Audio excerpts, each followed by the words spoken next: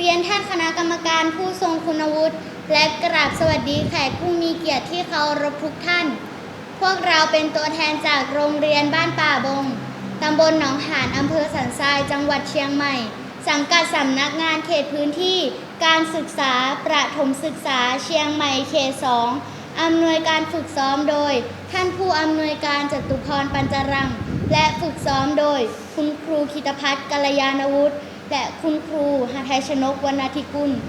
ขอเชิญทุกท่านรับฟังได้ณบัดนี้ทุกวันนี้ศึกไกลยังไม่ห่วง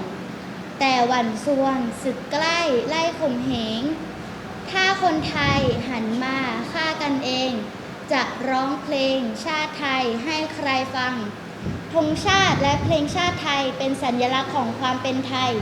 เราจงร่วมใจกันยืนตรงเคารพธงชาติด้วยความภาคภูมิใจในเอกราชและความเสียสละของบรรพบุรุษไทยธงขึ้นตรง